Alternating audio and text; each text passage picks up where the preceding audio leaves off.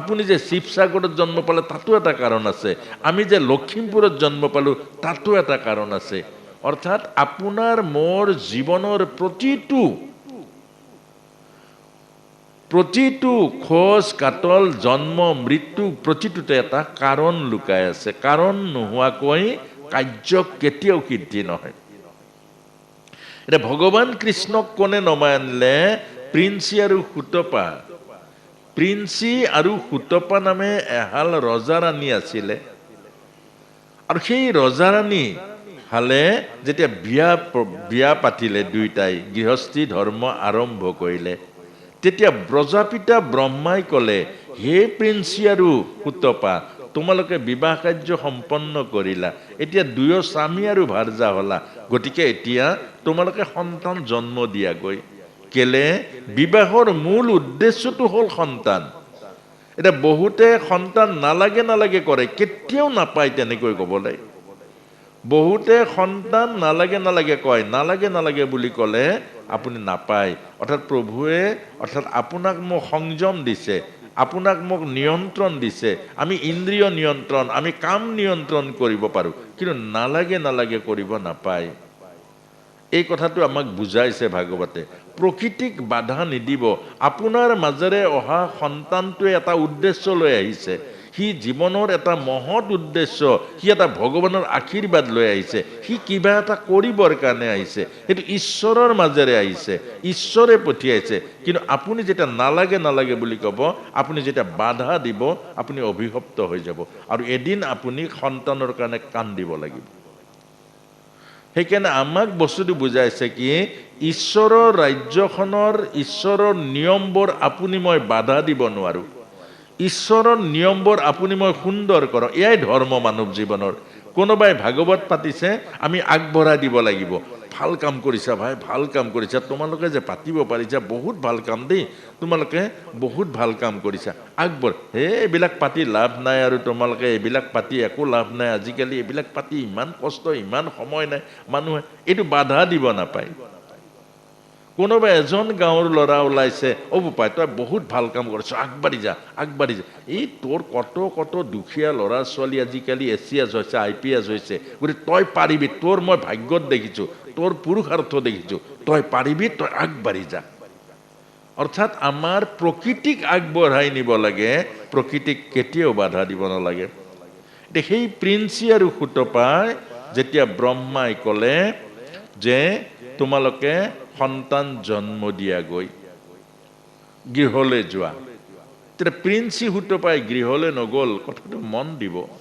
ক'লৈ গ'ল? অৰণ্যলৈ গ'ল। অৰণ্যত গৈ কি কৰিলে? তেওঁলোকে গছ এজোপাৰ তলত ধুনীয়াকৈ আসন পাৰিলে।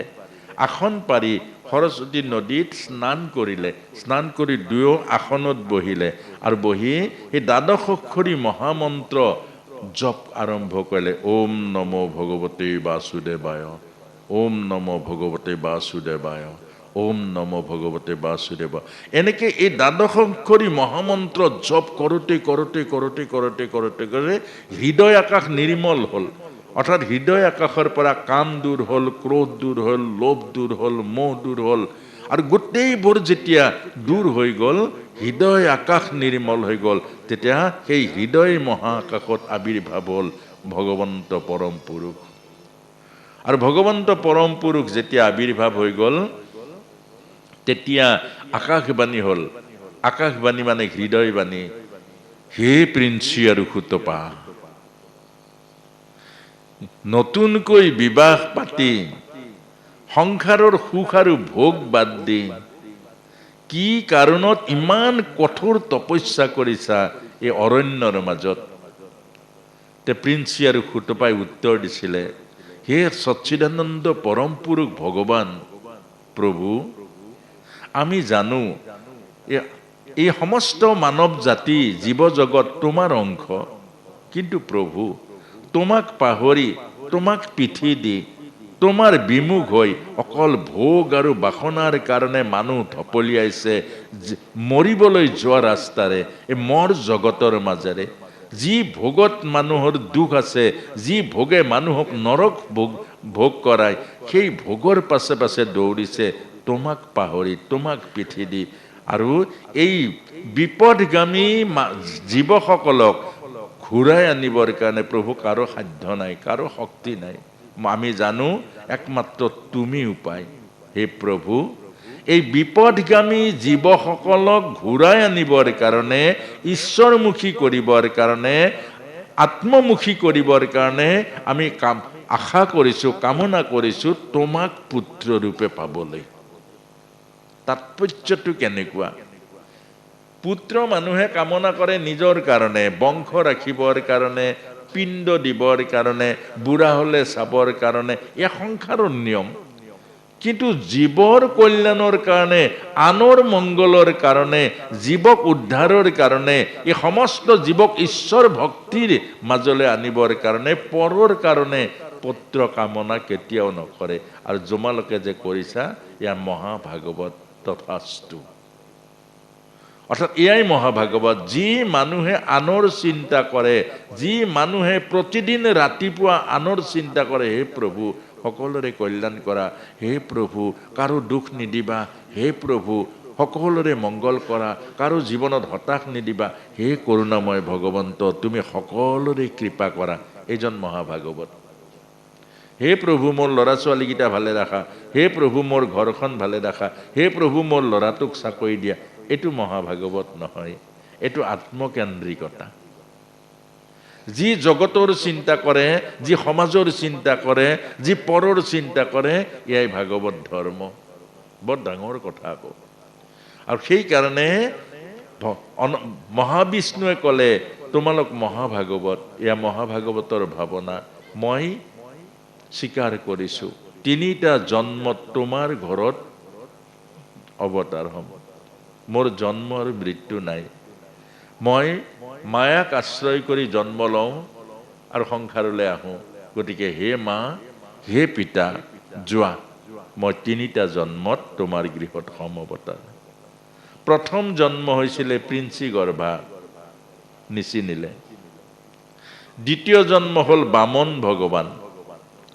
বামন ভগৱানকো চিনি নাপালে, কেলে তেতিয়া সেই প্ৰিন্সী আৰু সুতপা হৈছিলে অদিতি আৰু কাশ্যপ। আপুনি মই আগৰ জন্মত কি আছো আপুনি মই জানো নাজানো, অহা জন্মত কি হ'ম জানো। অৰ্থাৎ এইটোৱে হ'ল জীৱ আৰু শিৱ, ঈশ্বৰে জানে, আপুনি মই নাজানো। এইটোৱে ভগৱত গীতাত কৈছে, অৰ্জুন তুমিও এটা এটা দেহ পোৱা, সংসাৰলৈ যোৱা, ময়ো দেহ লৈ যাওঁ সংসাৰলৈ, কিন্তু মই দেহত থকাৰ পাছতো আত্মাক নাপাহৰো। তুমি দেহ পোৱাৰ পাছত তুমি পাহৰি যোৱা আত্মাক। তুমি গাহৰিৰ দেহটো পিন্ধি লোৱা, গাহৰিৰ চোলাটো পিন্ধা, তুমি গাহৰিয়ে বনি যোৱা।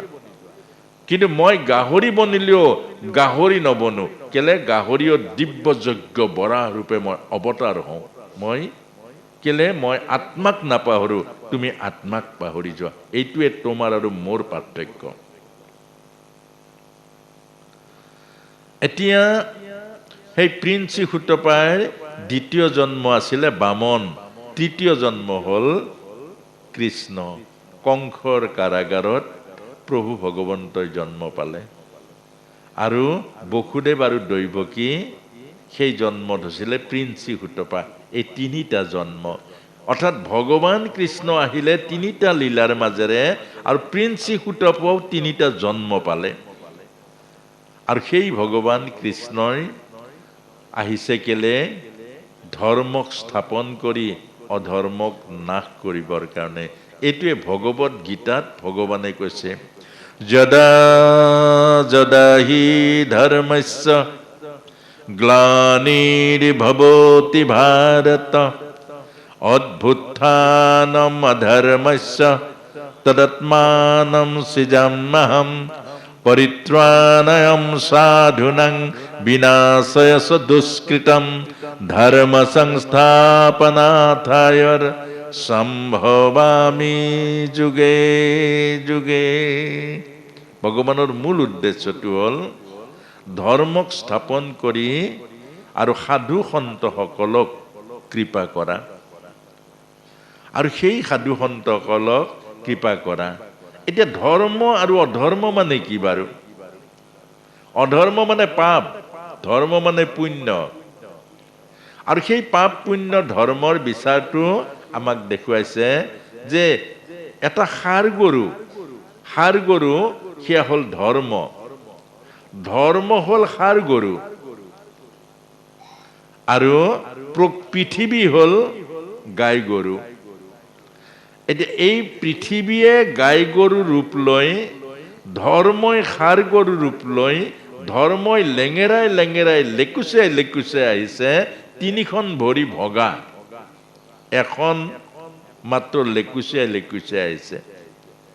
আৰু পৃথিৱীয়ে কান্দি গৈছে। কাৰ ওচৰত গৈছে? যে শিৱৰ ওচৰত গৈছেগে। দেৱতাসকলৰ ওচৰত প্ৰথম গ'ল।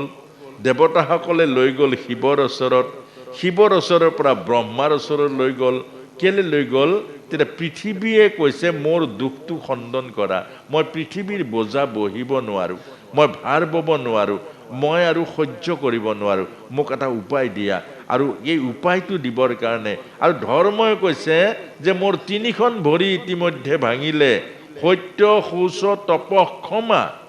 এতিয়া মাত্ৰ সত্যখন আছে, কিন্তু শৌচ তপ আৰু ক্ষমা এই তিনিখন ভৰি ভাঙি দিলে মোৰ। গতিকে মই আৰু লেকুচাই কেনেকৈ থাকিম? গতিকে দেৱতাসকলে ক'লে ইয়াৰ সমিধান আমি দিব নোৱাৰো। তাৰ পাছতে শিৱৰ ওচৰত গ'ল। শিৱই ক'লে যে ময়ো নাজানো, বোলে ব্ৰহ্মাৰ ওচৰত যাওঁ ব'লা। ব্ৰহ্মাৰ ওচৰ পালে আৰু ব্ৰহ্মাৰ ওচৰত যোৱাৰ পাছত ব্ৰহ্মাই লৈ গ'ল ক্ষীৰসাগৰৰ পাৰলৈকে। আৰু ক্ষীৰসাগৰতে পুৰুষোক্ত মন্ত্ৰৰ দ্বাৰা ঈশ্বৰক জগাইছে। ব্ৰহ্মা মানে জীৱ। আমাৰ ভিতৰত তিনিটা তত্ত্ব আছে। এটা হ'ল দেহ তত্ত্ব, পঞ্চভূতৰ তত্ত্ব। এটা হ'ল মনতত্ত্ব, চতু অন্তঃকৰণ বুলি কয়। আৰু এটা হ'ল আত্মাতত্ত্ব। এই তিনিটা আমাৰ ভিতৰত পাৰ্ট আছে। দেহতত্ত্বটো পঞ্চভূতৰ, খেতি অপ তেজ মৰুত বম। এইটো হ'ল এই এম্বেচাডাৰৰ ফ্ৰেমটোৰ নিচিনা, ইয়াৰ কোনো প্ৰাণ নাই। চকু আছে, বেটাৰী নহ'লে চকু দেখা নাপায় আপুনি। এই পোহৰ নহ'লে চকু থাকিলে দেখা পাব জানো? চকুৰে নেদেখে। চকুটো মাত্ৰ হ'ল লাইটটো। গাড়ী এখনত যেনেকৈ লাইটটো আছে, আপোনাৰ মোৰো চকুটো আছে, কিন্তু দেখা পাবলৈ হ'লে তাত ইঞ্জিন লগাব লাগিব। গতিকে এইটো হ'ল আমাৰ এটা হ'ল বহিৰ বস্তু, বহিৰ শৰীৰ, সেইটো পঞ্চভূতৰ। আৰু এটা হ'ল চতু অন্তঃকৰণ, সেইটো জীৱ অৱস্থা বুলি কয়। আৰু এটা হ'ল আত্মা, সেইটো হ'ল চৈতন্য সদাশিৱ। যত জীৱ তত শিৱ। এতিয়া ক্ষীৰসাগৰ মানে কি? ক্ষীৰসাগৰ মানে হ'ল গাখীৰৰ সাগৰ। গাখীৰ মানে কি? গাখীৰ মানে প্ৰেম। প্ৰেম ক'ত আছে? হৃদয়ত আছে। এই হৃদয়খন হ'ল আমাৰ ক্ষীৰসাগৰ। পৰমাৰ্থও বুজিব লাগিব। এতিয়া হৃদয়খন ক্ষীৰসাগৰ, আৰু ক্ষীৰসাগৰত কোন আছে? বিষ্ণু আছে। অৰ্থাৎ আপোনাৰ মোৰ প্ৰত্যেকৰে হৃদয়ৰ মাজত ঈশ্বৰ আছে। আপোনাৰ মোৰ যিমান জগতত জীৱ আছে, চৈতন্য জীৱ আছে, প্ৰতিটো চৈতন্য আত্মাত পৰমাত্মাই বাস কৰি আছে। ক'ত? হৃদয়ত আছে। আৰু হৃদয়ত আছে ক্ষীৰসাগৰ, প্ৰেম। এই প্ৰেমৰ মাজতেই ভগৱন্ত সোমাই আছে। আপোনালোকে চাবচোন, যিদিনা প্ৰেম নোহোৱা হয় গছত ওলমি দিয়ে, হয়নে নহয় বাৰু প্ৰভু? যিদিনা মানুহৰ প্ৰেম নোহোৱা হয় সেইদিনা গছত ওলমি দিয়ে, নদীত জাপ মাৰি পৰি দিয়ে। কেলে বাৰু? প্ৰেমে মানুহক জীয়াই ৰাখে। আৰু প্ৰেম যিদিনা নোহোৱা হ'ব সিদিনা মৰি যায়। এতিয়া আমাৰ ইয়াকে কৈছে ক্ষীৰসাগৰ। প্ৰেম কিমান আছে? অনন্ত কোটি ব্ৰহ্মাণ্ডক ভাল পোৱা প্ৰেম আছে আমাৰ হৃদয়ৰ মাজত। আৰু সেই প্ৰেমৰ সমুদ্ৰৰ মাজতে নাৰায়ণ আছে, আৰু সেই ভগৱানক জগাইছে। কোনে জগাইছে? জীৱই। অৰ্থাৎ এইখিনি কথা খুব বুজিব লগা কথা। আমি যে প্ৰাৰ্থনা কৰোঁ, আমি কিহেৰে প্ৰাৰ্থনা কৰোঁ? আমি মুখস্থ মাতি প্ৰাৰ্থনা কৰোঁ। তুমি চিত্ত বৃত্তি মোৰ প্ৰৱৰ্তক নাৰায়ণ। তাত ভাৱ আছে জানো প্ৰভু? আছেনে? এইটো মুখেৰে কৰা প্ৰাৰ্থনা। ভাৱ কেতিয়া আহিব? যিদিনা বিপদত পৰিব, আপুনি সৰ্বস্ব আপোনাৰ পৰা হেৰাই যাব, ল'ৰাই অৱহেলা কৰিব, পত্নী অৱহেলা কৰিব, সংসাৰে ঠগিব, সিদিনা যিদিনা ব্যাকুল হৈ পৰিব, সিদিনাই ভগৱানৰ চৰণত ধৰিব যে প্ৰভু তোমাৰ ব্যতিৰেকে জগতত একো বস্তু নাই আৰু মই তোমাৰ চৰণলৈ আহিছোঁ, মোক কৃপা কৰা। এইটো প্ৰাৰ্থনা। অৰ্থাৎ দ্ৰৌপদী মা যেতিয়া দুখাখনে গৈ হাতত ধৰি টানি আনিলে, কৃষ্ণক মাতিলে, কিন্তু সমৰ্পিত নহ'ল, নিজে টানাটানি কৰি আছে এৰুৱাবলে। আহি কুৰু ৰাজসভা পালে, কুৰু ৰাজসভাত বস্ত্ৰত ধৰিলে, বস্ত্ৰ খুলিবলৈ যত্ন কৰিলে, তথাপিও এইফালে মুখেৰে চিঞৰিছে ভগৱানক আৰু নিজে টানিছে মুকলি হ'বলৈ, নিজেও যত্ন কৰিছে, নিজে আজুৰি আছে পৰিত্ৰাণ পাবৰ কাৰণে, ভগৱানকো মাতিছে কৃষ্ণ কৃষ্ণ কৃষ্ণ। কৃষ্ণ আহিলে জানো? কৃষ্ণ নাই আহা। আৰু যেতিয়া এৰি দিলে, ন মম ইতি নমস্কাৰম, হে কৃষ্ণ, মোৰ লাজ, মোৰ মান, ভয়, মোৰ একো নাই প্ৰভু, চব তোমাৰ। লগে লগে ভগৱান কৃষ্ণ বস্ত্ৰ হৈ গ'ল। কি সাধ্য আছে পৃথিৱীত, কেনেকুৱা শক্তি আছে কোনোবাই আপোনাক বস্ত্ৰ হৰণ কৰিব? আপুনি ভগৱানৰ ওচৰত সমৰ্পিত হৈ যাওক, এইটোকে আপোনাক মোক বুজাইছে। প্ৰভুত এৰি দিয়ক। যিয়ে জীৱন দিছে সিয়ে মৃত্যু দিব পাৰিব। যিয়ে মোক জীৱন দিছে, যিয়ে মোক প্ৰাণ দিছে, যিয়ে মোক মাতৃৰ গৰ্ভত থাকোঁতে মাতৃৰ স্তনত দুগ্ধ দিছে, মোৰ আহাৰৰ ব্যৱস্থা কৰিছে, সেইজন প্ৰভুৰ ওচৰত সমৰ্পিত হৈ যাওক। মনত ৰাখিব, ঈশ্বৰে যাক ধৰি ল'ব, হৰিয়ে ধৰি ল'লে জৰীৰ কোনো কাম নাই। এই কথাটোকে আমাক বুজাইছে। এতিয়া শেষত গৈ ক্ষীৰসাগৰৰ মাজতে মহাবিষ্ণুৰ আৱিৰ্ভাৱ হ'ল। আৱিৰ্ভাৱ হৈ অনন্ত শয্যাত শুই আছিলে কাৰণ সমুদ্ৰত প্ৰভু ভগৱন্ত শ্ৰীমন নাৰায়ণ। তেতিয়া সুধিলে চব দেৱ দেৱীসকল আৰু ব্ৰহ্মা বিষ্ণু মহেশ, এই তিনিজন দেৱতা লগত পৃথিৱী আৰু ধৰ্ম, বোলে কেলে আহিলা তোমালোক, কেলে আহিলা তোমালোক? অসমীয়ত মোক কিয় জগালা, মোক কিয় মাতিলা? বোলে প্ৰভু হোৱা চাওক, ধৰিত্ৰীৰ অৱস্থা, পৃথিৱীৰ অৱস্থা, কান্দি কাটি আউলি বাউলি হৈ কেনেকৈ ধৰিত্ৰী শুকাই গৈছেগে। আৰু এয়া ধৰ্ম তিনিখন ভৰি ভাঙিলে ইতিমধ্যে, এখন মাত্ৰ আছে সত্য, সিও লেকুচাই লেকুৱাই আছে। আপোনাৰ সবেইটো এতিয়া দেখিছে, মোবাইল অহাৰ পৰা সত্যৰ অপমৃত্যু হৈছে। থাকে শিৱসাগৰত, মই গুৱাহাটীত আছো, কি হ'ল? আছে শিৱসাগৰত। অলপতে আমাক মাতিবলৈ গৈছেগে, ভাগৱতৰ চিঠি দিবলৈ গৈছে, নিমন্ত্ৰণ কৰিবলৈ গৈছেগে। সেইফালৰ পৰা ফোন কৰিছে, ক'ত আছা? কৈছে বোলে মই এতিয়া এই ধেমাজিত আছো। আছে মোৰ ঘৰত, মই সন্মুখত আছো। ভাগৱতলৈ মাতিবলৈ অহা, নিমন্ত্ৰণ কৰিব অহা ভকতসকলে কৈছেগে যে ধেমাজিত আছো। পাপ লাগিব নাই প্ৰভু? মই সুধিছো তেখেতসকলক, ইমান চিধা চিধা মিছা কথাটো কৈ দিলে, মোক ভাগৱতলৈ মাতিবলৈ আহে, তেতিয়া আপোনাৰ পাপ হ'ব নাই? বোলে প্ৰভু পাপ হ'ব, আৰু কিন্তু উপায় নাই, আৰু নকলে নচলে। অৰ্থাৎ এইটোৱে, মোবাইলটোৱে আৰু সমস্যা লগাই দিছে, অকল মিছা কথা। আপুনি ঘৰত থাকি যেতিয়া কৈ দিব মই ঘৰত নাই, আপোনাৰ ল'ৰাটোৱে চাই আছে আপোনাক, কৈ চাই আছে, ল'ৰাটোৱে দেখিব দেউতা কেনেকুৱা মিছলীয়া, দেউতা কেনেকুৱা মিছলীয়া। তাৰ মনৰ মাজত, শিশু মনৰ মাজত আপোনাৰ প্ৰতি সেই সাজটো কেতিয়াও গুচাব নোৱাৰে আপুনি। সেইকাৰণে আমাক কৈছে, তেতিয়া ক'লে কেলে? মইতো দায়িত্ব দিছো চবকে, ব্ৰহ্মা তোমাক দায়িত্ব দিছো সৃষ্টি কৰিবৰ কাৰণে। তেতিয়া ব্ৰহ্মাই কৈছে, প্ৰভু মই দায়িত্ব কেনেকৈ পালন কৰিম? এতিয়া মানুহে নিজে হাতত তুলি লৈছে সৃষ্টি। বিয়া হোৱাৰ 3 বছৰ পাছত ল'ৰা এটা হ'ব লাগে, ল'ৰা হ'ব নিদিয়ে। কেলে? ল'ৰা ছোৱালী হ'লে অসুবিধা হ'ব, আমি অলপ ফূৰ্তি কৰি লওঁ, 5 বছৰমান ল'ৰা ছোৱালী আমাক নালাগে, 5 বছৰ পাছত আমি ব্যৱস্থা কৰিম। এইটো প্ৰকৃতিৰ নিয়ম হ'ল জানো? ব্ৰহ্মাই জন্ম দিব পাৰিব জানো?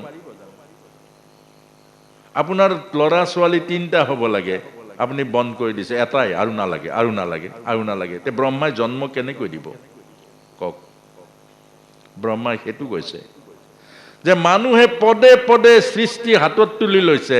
আপোনাৰ সন্তানটো জন্ম পাব লাগে অমুক গ্ৰহ, অমুক তিথি, অমুক নক্ষত্ৰৰ মাজত সি জন্ম পাব লাগে। আপুনি কাগজ বহি আগত লৈছে, আগত গৈ জ্যোতিষৰ ওচৰ পাইছে, পঞ্জিকা মেলক, ভাল দিন এটা উলিয়াওক। এই ভাল দিন ভাল সময়ত আপুনি হস্পিটেলত নি চিজাৰিং কৰিছে, আপুনিয়ে জন্ম দিছে একেবাৰে ভাল দিনত। তাত জ্যোতিষৰ কাম কি হ'ব? মানুহে সৃষ্টিৰ নিয়মবোৰ পদে পদে, অৰ্থাৎ এটা সন্তান এগৰাকী আয়ে জন্ম দিয়ে, জন্ম মৃত্যুৰ যন্ত্ৰণা লৈ। সেইকাৰণে আগৰ সন্তানৰ প্ৰতি মানুহৰ মৰম স্নেহ ভাল পোৱা অত্যাধিক আছিলে। আজিকালি ডক্টৰৰ তাত যোৱাৰ লগে লগে কষ্ট কৰি আকৌ লাভ নাই, চিজাৰিং কৰি লওক। বিনা কষ্টেৰে পোৱা পইচাৰ মৰম, বিনা কষ্টেৰে পোৱা সন্তানৰ মৰমৰ মাজত পাৰ্থক্য আছে মা, বহুত পাৰ্থক্য আছে। এটা এটা সন্তান আগত ডক্টৰ কবিৰাজ নাই, জন্ম কত ত্যাগ কষ্টৰ মাজেৰে জন্ম দিয়ে। সন্তানৰ মুখ দেখাৰ লগে লগে সমস্ত যন্ত্ৰণা পাহৰি যায়। এই কথাবোৰে কৈছে এতিয়া মানুহে প্ৰতিটো পদে পদে প্ৰকৃতিৰ নিয়মবোৰ হাতত তুলি লৈছে। প্ৰকৃতিৰ নিয়মবোৰ ব্ৰহ্মাই কৈছে মই তেনেকৈ এতিয়া নিয়মৰ মাজেৰে জন্ম দিবলৈ, নিয়মৰ মাজেৰে মই নোৱাৰিছোঁ। শিৱক কৈছে তোমাকতো মৃত্যুৰ দেৱতা, তুমি সংহাৰৰ দেৱতা। বোলে সংহাৰ কেনেকে কৰিম প্ৰভু? আয়ুস আছে 80 বছৰলৈ, চাধা চুৰত গুটখা খাই 40 বছৰতে বুঢ়া হৈ যায়। মই মাৰিবলৈ বাটে নাচাই। মানুহ এতিয়া এনেকুৱা হৈছে যে 70 বছৰ থাকিব লাগে জীয়াই, কিন্তু মানুহে ইমান বেভিচাৰ কৰিছে, শৰীৰক ইমান অত্যাচাৰ কৰিছে, চিন্তাই ভাৱনাই মানুহ জৰ্জৰিত হৈছে। 40 বছৰ 50 বছৰ পাছতেই বেমাৰী হৈ যায়। তে মই মাৰিবলৈ বাট নাচাই। এতিয়া এই কথাটোকে আমাক বুজাইছে। আৰু তেতিয়াই ভগৱানে কৈছে মই যাব লাগিব। বুজিলো, মই যাক যাক দায়িত্ব দিছো, মোৰ সৃষ্টিৰ দায়িত্ব যিসকলৰ ওচৰত অৰ্পণ কৰিছো, তেওঁলোকে যেতিয়া অক্ষম হ'ব আৰু মই মোৰ সৃষ্টিৰ কাৰণে মই যাব লাগিব, তেতিয়া ক'লে হে অনন্ত, অৰ্থাৎ অনন্ত নাগ, তুমি আগৰ জন্মত লক্ষ্মণ হৈছিলা মোৰ, মই ৰাম ৰূপে গৈছিলো।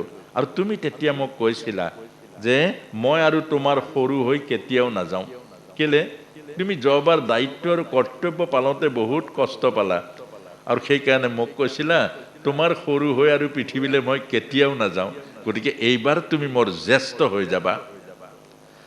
আৰু যোগমায়া অৰ্থাৎ মোৰ আদ্য শক্তি, তোমালোক যাবা, মই জন্ম নহওঁ, মোৰ জন্ম নাই, মৃত্যু নাই, আৰু তোমালোকে মোক জন্ম হোৱাৰ নিচিনা মৃত্যু হোৱাৰ নিচিনা দেখুৱাবা, যোগমায়াসকলে। আৰু সমস্ত সৃষ্টিৰ যিবিলাক দেৱতাসকলক কৈছে শুনা দেৱমণ্ডলী, মই কংসৰ কাৰাগাৰত জন্ম হ'ম, বসুদেৱ আৰু দৈৱকী হ'ব মোৰ পিতা মাতা। জন্ম হ'ম গোকুলত, মথুৰাত, কিন্তু মই মথুৰাত নাথাকো। কেলে নাথাকো? মথুৰাত কংস আছে। অৰ্থাৎ য'ত কংস থাকে তাত মই নাথাকো, মই মাত্ৰ কংসক মাৰিবৰ কাৰণে যাম। অৰ্থাৎ কংস মানে কি? কুশাসনযুক্ত মনৰ অধিকাৰী প্ৰতিজন মানুহ কংস। ডায়েৰীত লিখি থব এইবোৰ কথা। কুশাসনযুক্ত মনৰ অধিকাৰী প্ৰতিজন মানুহ কংস। কুশাসন মানে কি? যাৰ মন অহংকাৰে শাসন কৰিছে, যাৰ মন অভিমানে শাসন কৰিছে, যাৰ মন লোভ মোহ কাম ক্ৰোধে শাসন কৰিছে, এইজন প্ৰতিজন মানুহ কংস। আৰু সেই অহংকাৰ অভিমান মাৰিবলৈ মই যাওঁ। মোৰ উদ্দেশ্যই হ'ল অহংকাৰৰ পৰা মুক্ত কৰা, মানুহক অভিমানৰ পৰা মুক্ত কৰা, মানুহৰ হৃদয় নিৰ্মল কৰা। আৰু সেইকাৰণে মই অৱতাৰ লওঁ, পৃথিৱীলৈ যাওঁ। আৰু সেইকাৰণে মই গোকুল, গোকুল মানে কি? য'ত জাতি নাই, য'ত ধৰ্ম নাই, য'ত অহংকাৰ নাই, য'ত অহমিকা নাই, য'ত সমন্বয় সম্প্ৰীতি সদ্ভাৱনাৰ একতা আছে, এয়াই হ'ল গোকুল। আৰু মই গোকুলত লীলা কৰিম ব্ৰজধামত, আৰু ব্ৰজধামৰ মাজেৰে মই বৃন্দাবনত গৈ গোপীসকল, মোৰ প্ৰাণৰ ভক্তসকলক মহাৰাসৰ মাজেৰে জীৱনৰ পৰম সত্যৰ সন্ধান দি ঈশ্বৰ আৰু ভক্তৰ মধুৰ মিলনৰ মাজেৰে মই বৃন্দাবনত ৰাসক্ৰিয়া কৰি কুৰুক্ষেত্ৰ মহাসমৰত সমস্ত পৃথিৱীৰ ভাৰস্বৰূপ অহংকাৰী অভিমানী এই ৰজাসকলক বধ কৰি মই ধৰ্ম কাৰ্য সমাধা কৰি মোৰ যদুবংশকো ধ্বংস কৰি মই পুনৰ ধৰ্মৰাজ্য প্ৰতিষ্ঠা কৰিম। এতিয়া তোমালোক সকলোৱে যোৱাগৈ। অৰ্থাৎ এই কথাখিনিৰ মাজেৰে আমাক বহুত জ্ঞান দিছে ভাগৱতে। এই কথাখিনিৰ মাজেৰে প্ৰভুৱে ভক্তসকলক কৈছে ভগৱান কিয় আহিব লগা হ'ল, ভগৱানে লীলাবোৰ কিয় কৰিছে, পাপ কি, পুণ্য কি, ঈশ্বৰ কি, গোটেই কথাখিনি আমাক বুজাইছে। সেইকাৰণে আপোনাৰ মোক এটা ডাঙৰ কথা বুজাইছে, আমাৰ মনৰ মাজত শত্ৰু গুণ বাৰু, আমি শত্ৰু বুলি ভাবোঁ গাঁৱৰ মানুহকেইজন, আমি ওচৰ চুবুৰীয়া শত্ৰু বুলি ভাবোঁ। আচল শত্ৰু হ'ল আমাৰ ভিতৰত থকা লোভ, মোহ, কাম, ক্ৰোধ, মদ, মাৎসৰ্য, এই 6টা শত্ৰু, যাক ৰিপু বুলি কৈছে। ৰিপু মানে শত্ৰু। এই লোভ, মোহ, কাম, ক্ৰোধ, মদ, মাৎসৰ্য, এই 6 ৰিপু। আপোনাক ভাবে এই দুৰ্গা পূজা বা গোসাঁনীৰ আগত যে বলি দিয়ে, কি বলি দিয়ে বাৰু? এই 6টা বস্তুৱে বলি দিয়ে। এই যে গোসাঁনীৰ আগত বলি বিধানটো দিয়ে, বলি কেলে দিয়ে বাৰু? বলি মানে কি বাৰু? বলি মানে ত্যাগ কৰা। বলি মানে, বলি শব্দটোৰ অৰ্থ ত্যাগ। মই তোমাৰ কাৰণে বলি দিছোঁ, মোৰ সুখ ভোগ বলি দিছোঁ। বলি শব্দৰ অৰ্থ ত্যাগ। কি বলি দিয়ে বাৰু? ছাগলী বলি দিয়ে। মাইকী ছাগলী বলি দিয়ে নেকি? নিদিয়ে। মতা ছাগলী বলি দিয়ে। মতা ছাগলী কেলে বলি দিয়ে? অৰ্থাৎ কামৰ প্ৰতীক মতা ছাগলী। এই ছাগলীতকৈ কামুক একো জন্তু নাই, পৃথিৱীত কোনো জীৱ নাই ছাগলীতকৈ কামুক। সেইকাৰণে কামটো বলি দিব দিছে মানুহক, ছাগলীটো নাই খোৱা। আমি খোৱাসকলে ছাগলীটো বলি দিওঁ। আপোনাৰ মোৰ মাজত যিটো কাম আছে, সেই কামটো অনিয়ন্ত্ৰিত যিটো কাম, যি কামৰ দ্বাৰা আমি সৃষ্টিখন নৰক সৃষ্টি কয়, এই অনিয়ন্ত্ৰিত কাম বলি দিব দিছে। প্ৰতীক হ'ল ছাগলী। ক্ৰোধ, ছাগলীৰ পাছত দিছে কি? মহ। মহটো ক্ৰোধৰ প্ৰতীক। সেইকাৰণে ক্ৰোধটো বলি দিয়ক। অৰ্থাৎ আপোনাৰ মোৰ জীৱনৰ, অৰ্থাৎ বিজয়া দশমী মানে কি? দশমীৰ দিনা উটুৱাই দিয়ক লোভ, মোহ, কাম, ক্ৰোধক উটুৱাই দিয়ক। তেতিয়া আপোনাৰ এই শৰীৰটো সুন্দৰ হ'ব। শৰীৰৰূপী এইটোকে দুৰ্গা বুলি কৈছে। দুৰ্গা মানে হ'ল শৰীৰ। এই শৰীৰৰূপী শক্তি, প্ৰকৃতি শক্তিক যেতিয়া কাম, ক্ৰোধ, লোভ, মোহৰ পৰা মুক্ত কৰিব, আপোনাৰ শৰীৰ সুন্দৰ হ'ব, সুস্বাস্থ্যৰ অধিকাৰী হ'ব, ব্ৰহ্মচৰ্য বিৰাজ কৰিব, আৰু আপোনাৰ শৰীৰেই আপোনাৰ জীৱনৰ সুন্দৰ সুখৰ কাৰণ হ'ব। স্বামী বিবেকানন্দকে আদি কৰি কিমান তেওঁলোকে গোটেই জীৱনটো সাধনা কৰি সেই শৰীৰৰ দ্বাৰাই মহান শক্তি লাভ কৰিছে, এই কথাটোকে কৈছে। হাঁহটো হ'ল লোভৰ প্ৰতীক। হাঁহটো লোভৰ প্ৰতীক, লোভটো বলি দিয়ক।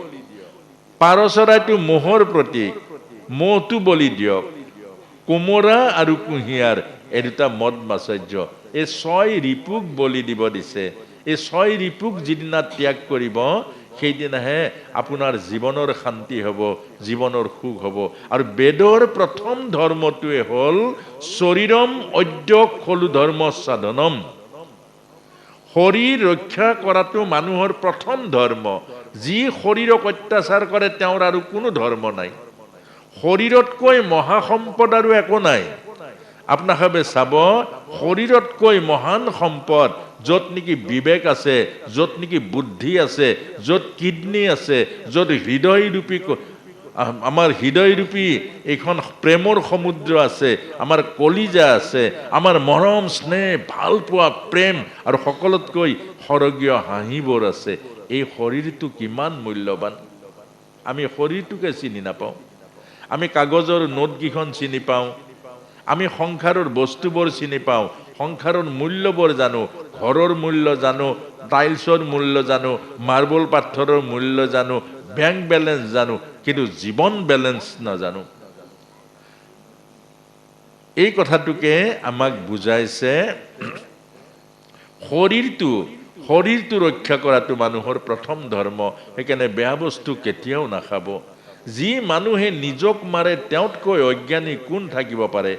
যি মানুহে নিজক নষ্ট কৰে, যি মানুহে নিজৰ ঘৰখন নষ্ট কৰে, আপোনাৰ ঘৰত প্ৰভুৱে এটা সন্তান দিছে, পুত্ৰৰূপে আপোনাৰ ঘৰলৈ আহিছে প্ৰভুৱে।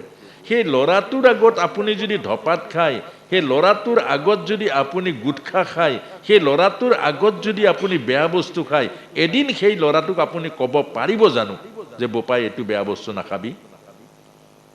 পাৰিব জানো? অৰ্থাৎ তাৰ মানে কি? তাৰ আগত এইবোৰ বেয়া স্বভাৱ কৰা, তাৰ আগত এইবোৰ বেয়া বস্তু খোৱা, তাৰ জীৱনটো ধ্বংস কৰা নহয় জানো? তাক আপুনি আদৰ্শ শিকোৱা নাই জানো? তাক আপুনি সেই আদৰ্শ দেখুওৱা নাই জানো? গতিকে এই কথাটোকে আপুনিতো নিজে মৰিলেই, আপুনি নিজে মৰিলেই, নিজে নষ্ট হ'লেই, নিজৰ ভিতৰত থকা কনচিয়াছ যিটো লেভেল, চেতনাৰ কোষবোৰ আপুনি মাৰিলেই, আৰু বিনিময়ত লোকচান কৰিলে আপুনি সেই দেশৰ ভৱিষ্যত, জাতিৰ ভৱিষ্যত, গাঁৱৰ ভৱিষ্যত আপুনি আপোনাৰ নিজৰ সন্তানটোক নষ্ট কৰিলে, তাক বেয়া আদৰ্শ দিলে। সেইকাৰণে শ্ৰীমদ ভাগৱতৰ ৫ম স্কন্ধত ঋষভে কৈছে, যি পিতৃয়ে পুত্ৰক আধ্যাত্মিক জীৱনৰ শিক্ষা নিদিয়ে, যি পিতৃয়ে পুত্ৰক সংসাৰিক ভোগৰ ৰাস্তাৰে লৈ যায়, সেই পিতৃয়ে হ'ল মহাশত্ৰু, আৰু পুত্ৰৰ যে মহা অপৰাধৰ ভাগী হ'ব পিতৃ। এই কথাখিনি আমাক বুজাইছে।